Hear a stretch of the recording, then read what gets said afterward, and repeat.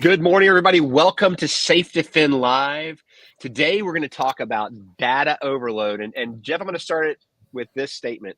I spent a little bit of time in the military, spent a bunch of time overseas. We had drones everywhere, and it never ceased to amaze me how much video we captured that was never analyzed. Yeah. And I think the school systems have the same challenges. They get a ton of data coming in, but there's nobody that's looking at it until something happens and they go back and look at, well, could we have prevented this? Is that a fair statement?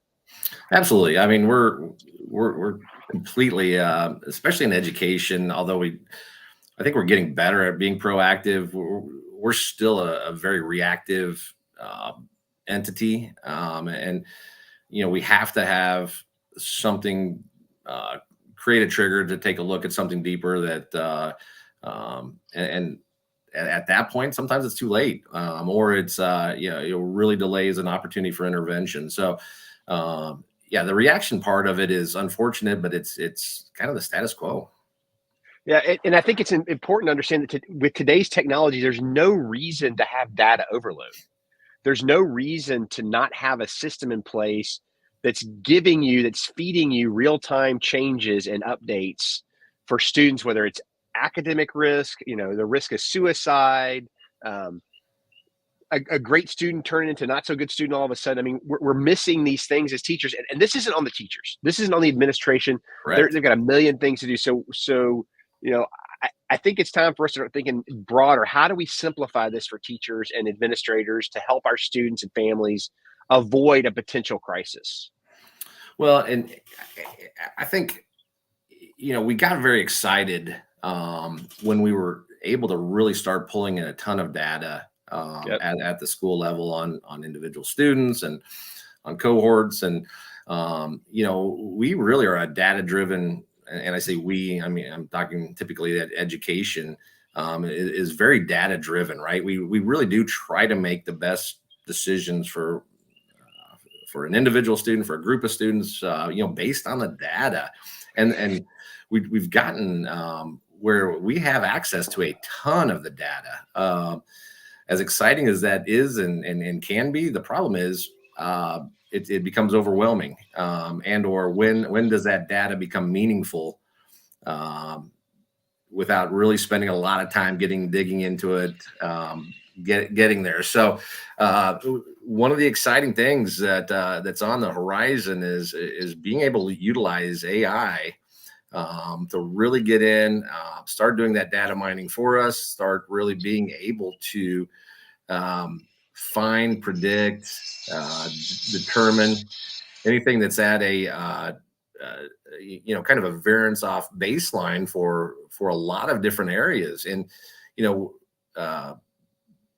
having data is great, but making it useful is what's critical. And being able to drive this forward is really it exists, and it's coming very soon to be able to utilize that. And like you said, there's risks every day in a school setting, right? There's risk to success, that academic, that behavioral, that attendance, that social emotional piece, and being able to identify when someone may be heading down a path almost in real time.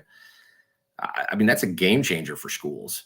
Not to mention all that data, along with well-designed algorithms can start really helping identify a student that might be on a path to self-harm, and maybe even prevent some suicides, as well as identifying someone who might be on a path of a threat to violence to others in that school. So there is so much information that's out there that we just don't have the capability and the time to dig into and navigate, that can give us so much almost real-time information until now. Well, it's exciting because I think, everybody talks about AI integration and, what does that mean and how does that happen? I Right. think it's important to understand that we're to a point now with technology that with the right people on the bus, developing the right solutions and understand the problem. I think a lot of folks don't understand the problem that schools face in some cases.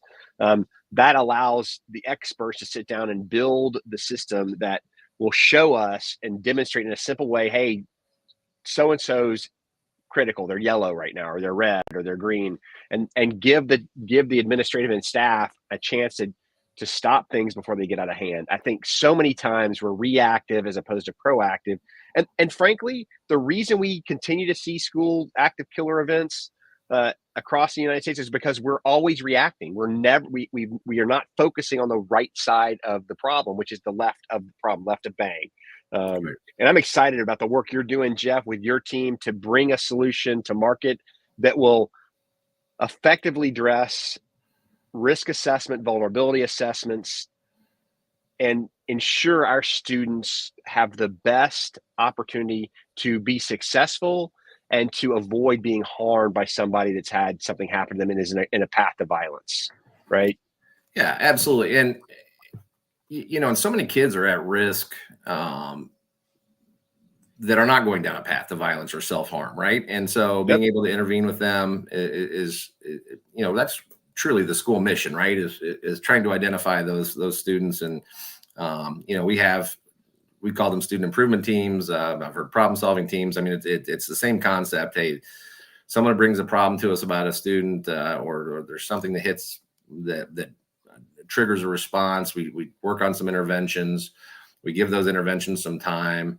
We come back. Was it successful?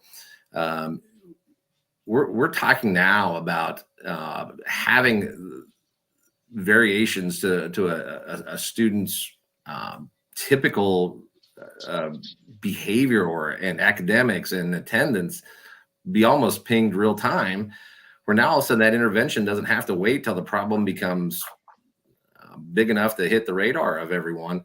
We're talking, possibly it might even take just one person going and talking with them out of the gate and prevent it. The other thing that's really exciting about some of this that we're going to be bringing to market is now we all of a sudden can do evaluations of our interventions, right? So now all of a sudden we're going to be able almost in real time to see how successful it is as we're charting this, and we're not waiting 30 days, 60 days, 90 days to see if our interventions are successful. We're going to be able to basically ping it in real time. So the data out there that's available is fantastic. That is, that's grown and been exciting for schools that we have this data available, because we are a very data-driven entity in the school settings. Making that data work for you and become effective in real time is where we haven't really cracked that nut, so to speak, until now. Amazing stuff, Jeff. It's going to be fun moving forward. I'm excited for our next steps, and as we get the prototype out for everybody to take a look at and use. But Jeff, great work with the team at SafeDefend. Great work at looking at how we can solve problems for students in schools. And more importantly, we don't just work with schools, we also work with businesses. So if you're a manufacturing company or a hospital or somebody that really values security, churches, whatnot, come talk to us. We can help you solve many of the problems, concerns you have, and keep your people safe. Look, the formula is the same for schools as it is for the business world. Prevention, preparation, and then how you respond, God forbid, if something happens. And we do it all. You do, Jeff. Well, Jeff, with that, as you can see, I'm going to have a great weekend. I'm going to encourage you to have a great weekend. And with that, Jeff and Dave, we are out of here. Take care.